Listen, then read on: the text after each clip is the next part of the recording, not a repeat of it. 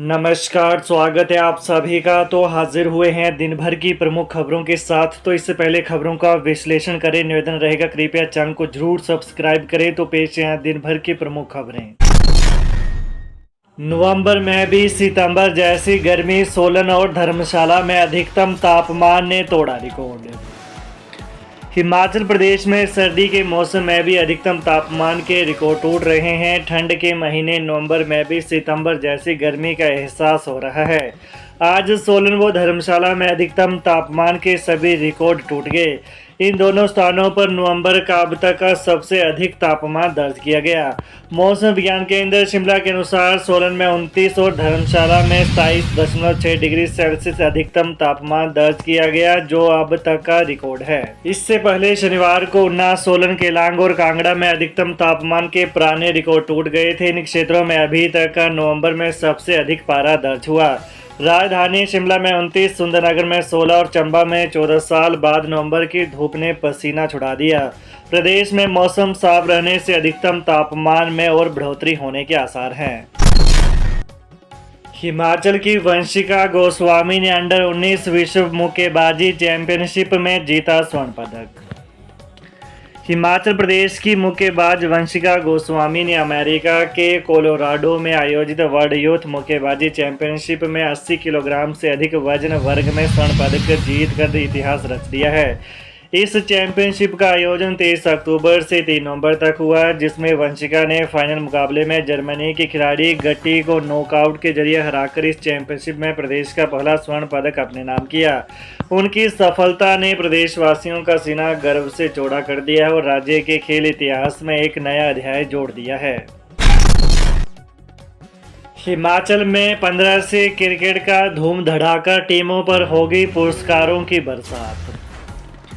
हिमाचल प्रदेश में 15 नवंबर से क्रिकेट का धूम धड़ाका शुरू हो रहा है। पहला पुरस्कार 21 लाख रुपए होगा। उप विजेता टीम को 11 लाख और तीसरे स्थान पर रहने वाली टीम को 5 लाख रुपए मिलेंगे। प्लेयर ऑफ द टूर्नामेंट को 5 लाख रुपए की राशि दी जाएगी। दावा किया जा रहा है कि यह प्रदेश की सबसे बड़ी क्रिकेट लीग है। क्रिकेट लीग सम्मान एंड सलाम फाउंडेशन की ओर से करवाई जाएगी। फाउंडेशन के पदाधिकारी विवेक कुमार झा ने पंडोह के समीप 7 मील में बैठक के बाद बताया कि हर जिले से 32 टीमें इसमें भाग लेंगी। इनकी एंट्री फीस 21,000 रुपये रखी गई है। पंजीकरण की अंतिम तिथि 8 नवंबर है। इसके लिए फॉर्म भरना होगा। फॉर्म फाउंडेशन के सुंदरनगर स्थित कार्यालय से प्राप्त होगा। इसके लिए मोबाइल नंबर 7807622422 या ईमेल ID wessfindia@gmail.com पर संपर्क कर सकते हैं। यदि 32 से अधिक टीमों के आवेदन आते हैं तो फिर टीमों की छंटनी की जाएगी। एंट्री फीस बाद में ली जाएगी। 4-5 को बड़सर नादौन के प्रवास पर रहेंगे मुख्यमंत्री। मुख्यमंत्री ठाकुर सुखविंदर सिंह सुक्खू 4 और 5 नवंबर को बड़सर और नादौन विधानसभा क्षेत्र के 2 दिवसीय प्रवास पर रहेंगे।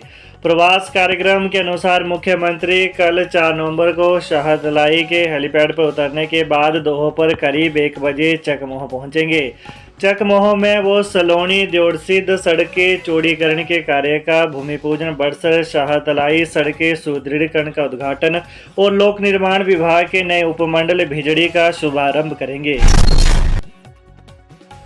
किन्नौर में जल्द बनेगा हेलीपोर्ट, खेल परिसर का भी होगा निर्माण, सीएम सुक्खू का ऐलान। मुख्यमंत्री सुखविंदर सिंह सुक्खू ने पिछले कल शाम को जिला किन्नौर में 4 दिवसीय राज्य स्तरीय किन्नौर महोत्सव के समापन समारोह की अध्यक्षता की। उन्होंने कहा कि यह महोत्सव किन्नौर के पारंपरिक संगीत, नृत्य और कला शैलियों का प्रतिबिंब है।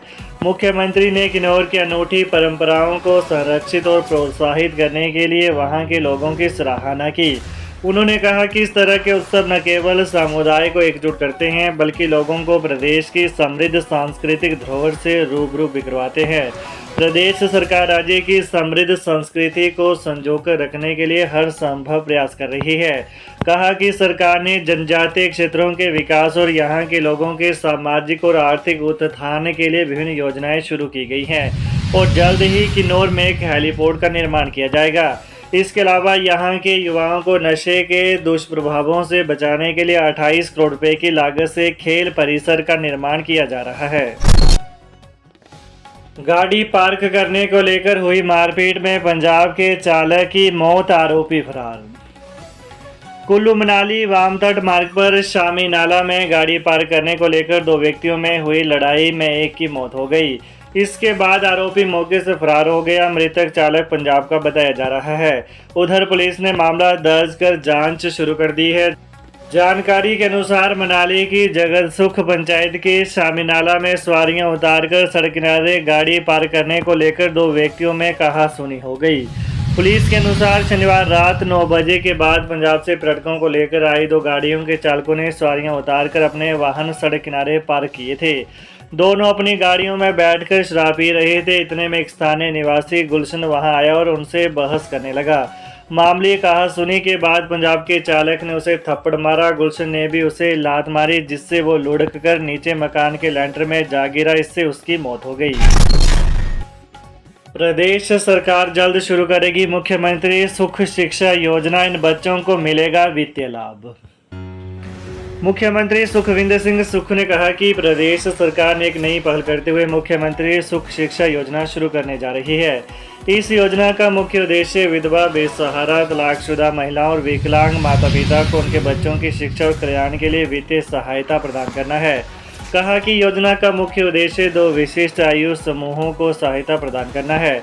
इस योजना के अंतर्गत पात्र महिलाओं और विकलांग माता पिता को 18 वर्ष से कम आयु के बच्चों की शिक्षा, स्वास्थ्य और पोषण संबंधी खर्चों को पूरा करने के लिए 1000 रुपये का मासिक अनुदान प्रदान किया जाएगा।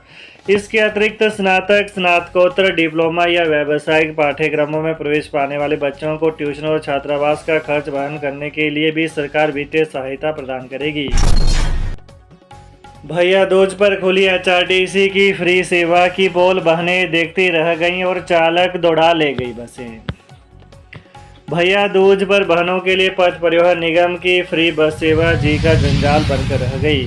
नादौन क्षेत्र के विभिन्न बस ठहरावों पर महिलाएं बस के इंतजार में खड़ी रहीं, लेकिन निगम के ड्राइवरों ने महिलाओं को देखकर बस रोकना तो दूर बल्कि बस की स्पीड और बढ़ा दी। बस के लिए घंटों जद्दोजहद के बाद कई बहनें तो निजी बसों में यात्रा करके भाइयों के पास पहुंची, तो कई बहनों को महंगी टैक्सी सेवा का सहारा लेना पड़ा। सीएम सुक्खू ने किया बालिका आश्रम कल्पा का दौरा। बालिकाओं को 25-25 हजार देने की घोषणा। मुख्यमंत्री सुखविंदर सिंह सुक्खू ने आज कल्पा स्थित बालिका आश्रम का दौरा किया। उन्होंने छात्राओं से बातचीत की और उनका हालचाल जाना। सीएम ने कहा कि हिमाचल में कांग्रेस की सरकार बनते ही देश का पहला ऐसा कानून बनाया जिसमें आश्रम की बालिकाओं का 27 वर्ष तक सरकार ख्याल रखेगी। कहा कि 12वीं कक्षा के बाद पढ़ाई करने के लिए इच्छुक बालिकाओं को हर महीने 4000 रुपये मिलेंगे। जिस संस्थान में पढ़ रही हैं या पढ़ना चाहती हैं उसकी सारी फीस सरकार देगी। बताया कि हॉस्टल की बालिकाओं के लिए साल में एक बार घूमने के लिए 3 स्टार वाले होटलों में रहने की सुविधा मिलेगी। तो ये रहा आज दिन भर की प्रमुख खबरों का विश्लेषण। तो हिमाचल की ताज़ा खबरों को जानने के लिए कृपया चैनल को अभी सब्सक्राइब करें। धन्यवाद।